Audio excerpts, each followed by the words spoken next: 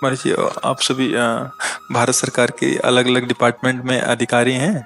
कोई आईपीएस हैं, कोई पुलिस में, कोई मतलब रेवेन्यू। प्रसाद दे दो, क्या सेवा करें आप। बस उनकी आशीष से आराम रहे और हम लोग सही मार्ग अर्पित हो जाएं, यही एक आशा है। हमारा तो आंतरिक बस भाव ये रहता है कि यदि आपका राष्ट्र पदों पर जो भी अधिकार है, धर्म पूर्वक उसका निर्वाह किया जाए और नाम जप करते रहिए, जिससे नाम जप से बुद्धि में आंतरिक दोषों को शमन करने की सामर्थ्य आए, जिससे हमारे अंदर काम अटैक कर रहा है, क्रोध अटैक, लोभ, मोह, मद, मत्सर, इनको हम किसी बाहरी अस्त्र से, पिस्तौल से, राइफल से, गोली से, बम से नहीं उड़ा सकते। इनके लिए हमें विवेक चाहिए। विवेक होता है भजन से। आप जितना नाम जप करेंगे उतने आंतरिक बलवान होंगे, और अंदर के शत्रुओं को परास्त कर लिया तो आप बाहर बहुत अच्छी सेवा कर लेंगे। हमसे गलती तभी होती है जब हम अंदर के शत्रुओं से हार जाते हैं। लोभ हमको हरा दे तो हम अधर्माचरण करने लगेंगे, काम हमको हरा दे तो हमसे अधर्माचरण होने लगेगा, मोह ज्यादा बढ़ जाए परिवार का तो हम राष्ट्र सेवा से चूक कर बैठते हैं। तो हमें लगता है नाम जप किया जाए जिससे हम आंतरिक विकारों पर विजय प्राप्त करें और अपने पद और अधिकार के अनुसार प्राणपण से राष्ट्र सेवा करें, क्योंकि जितना हमें अधिकार मिला है उतना हम धर्म पूर्वक यदि सेवा करेंगे तो ये भगवान की सेवा मानी जाएगी, ये भगवान की पूजा मान। नाम जप और अपने कर्तव्य का पालन, और कोशिश करें कि आज जो व्यसन बढ़ रहा है समाज में, व्यभिचार बढ़ रहा है समाज में, वो हम दूर कर सकें, स्वयं में ना हो और हम दूसरों को इससे बचाएं। हमारा राष्ट्र सुखी रहे, समृद्धशाली बने, व्यसन और व्यभिचार रहित होने पर ही हो सकता है। बहुत से जो अपराध बन रहे हैं वो व्यभिचार के अंतर्गत बन रहे हैं। आप देखना, जांच करना, बहुत से जो अपराध बन रहे हैं वो व्यसन के अंतर्गत बन रहे हैं। व्यसन करने वाले व्यभिचारी पुरुष हिंसा आदि दोषों को बहुत जोरी से, तो हम अपने समाज को व्यसन रहित, व्यभिचार रहित बना पाएं जहां तक योग हो। हम स्वयं इससे बचे, कोई व्यसन न हो, कोई व्यभिचार प्रवृत्ति न हो, और अपने मित्रों को या अपने समाज के अंतर्गत जो पद है उसे व्यभिचार और दोषों से रहित कर पाएं, धर्म पूर्वक अपने अधिकार का निर्वाह करें। हमारी तो यही प्रार्थना है आपसे, आप इस पर विचार कीजिएगा। हम जी इस धर्म की तरफ, जब हम धर्म निरपेक्ष की तरफ से कोशिश करते हैं अपने कर्म को करने की, तो उसमें एक दुविधा कभी कभी आ जाती है कि दिल और दिमाग में से किसको चुने।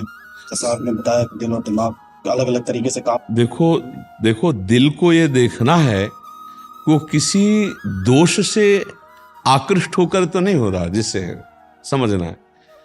अब हमारा दिल किसी वस्तु, व्यक्ति, स्थान पर प्रभावित हो रहा है तो अधर्मयुक्त तो नहीं हो रहा। अगर अधर्मयुक्त हो रहा है तो दिमाग का हमें बल लेना है और उसे नहीं अर्पित होने देना, उसे नहीं लगना। और जिस समय हमारा दिमाग खराब हो रहा हो, नहीं, दिमाग खराब होने का मतलब जो धर्म विरुद्ध निर्णय, तो फिर दिल की बात सुननी चाहिए। दोनों में निर्णायक विवेक होना चाहिए, दोनों की जरूरत है। केवल दिमाग से नहीं जी पाएंगे हम और केवल दिल से भी नहीं जी पाएंगे हम। दिल फेंक एकदम हमको आशिक नहीं बनना है कि हमारा मन जैसा कहे, कि काम में, क्रोध में, लोभ में, मोह में कहीं भी आ सकते, उसमें दिमाग का प्रयोग करना है। और जब दिमाग हमारा गलत, कभी कभी दिमाग गलत निर्णय करने लगता है तो दिल की बात सुननी चाहिए। इन दोनों का निर्णय करने के लिए विवेक चाहिए, और विवेक बाजार में मिलता नहीं है, ये किसी साधन से नहीं प्रकट होता है। बिन सत्संग विवेक न होई और राम कृपा बिन सुलभ न सोई। अगर सत्संग सुनते रहोगे तो दिल और दिमाग दोनों को शासन में करने के लिए विवेक पैदा हो जाएगा, और विवेक है तो आप दोनों पर शासन कर सकते हो। इस समय मेरा दिमाग गलत निर्णय कर रहा है, मुझे दिल की बात सुननी चाहिए। इस समय मेरा दिल निर्णय ठीक नहीं कर रहा है क्योंकि ये मोहाविष्ट हो रहा है, मुझे दिमाग का निर्णय करना चाहिए। तो उन दोनों पर जो शासन कर सकता है उसे विवेक कहते हैं, और विवेक मिलता है साधु संग से, सत्संग से, भजन से। इसीलिए हम कहते हैं नाम जप करते रहो, सत्संग सुनते रहो और अपने निर्णय में सही रहना। कहीं भय प्रलोभन हमको परास्त न कर दे, बस कोई विकार हमको परास्त न कर दे। नहीं तो देखो, इतना पढ़े लिख करके ऐसे बने और थोड़ी चूक हो जाए तो मुंह दिखाने लायक नहीं रहते हम अपने माता पिता और समाज में। ऐसे दृश्य आते हैं ना, थोड़ी सी घूस, थोड़ी सी गलती, थोड़ा सा ऐसा, कभी नहीं। नमक रोटी खा लीजिएगा लेकिन कभी सर झुकाना पड़े इस कोटि से, तो वो बर्दाश्त नहीं होना चाहिए। ये बहुत ध्यान रखना। कितनी मेहनत की आप लोगों ने पढ़ाई की है, कितना आप मेहनत के बाद इस पदों, थोड़ी सी गलती के कारण आपको नीचा देखना पड़े, ऐसा कभी मत करना। चाहे वो काम की गलती हो, चाहे वो लोभ की गलती हो, काम भी आपको परास्त करने की चेष्टा करे, आपसे गलती नहीं होनी चाहिए, क्योंकि आप निर्णायक पदों पे हैं। अगर आपसे गलती हुई तो आप गलती का सुधार कैसे कर सकते हैं? विद्यार्थी से गलती होना स्वाभाविक है, लेकिन टीचर से नहीं।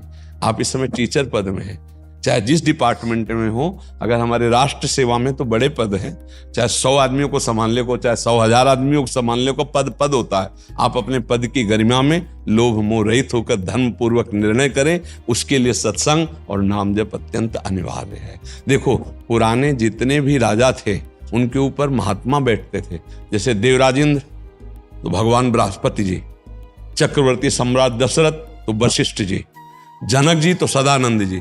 क्यों? क्योंकि विवेक की जरूरत है। बल से ही नहीं जीता जाता, विवेक की भी जरूरत होती है। तो ये जो हमारे भारत में संत महात्माओं के वचन सुने जाते हैं, वो विवेक के लिए, कि विवेक मिल जाए तो हम अपने आप को बचा सकते हैं। जैसे मान लो आपके सामने माया ने आकर्षण भेजा, कोई स्त्री, अब मन आपका राजी हो गया। अगर वो बात गलत हो जाती है आपके द्वारा चेष्टा, तो कोई देखे ना देखे, आप अपनी स्थिति से गिर जाएंगे। आपको एक ग्लानि होगी, एक अशांति होगी, जो आपको निर्णायक पदवी से हटा देगी।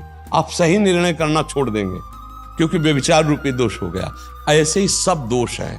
आप निर्दोष होकर हमारे राष्ट्र की सेवा में रहे और बलवान स्वस्थ रहे, अंदर से भी बलवान और बाहर से भी बलवान। जी धन्यवाद।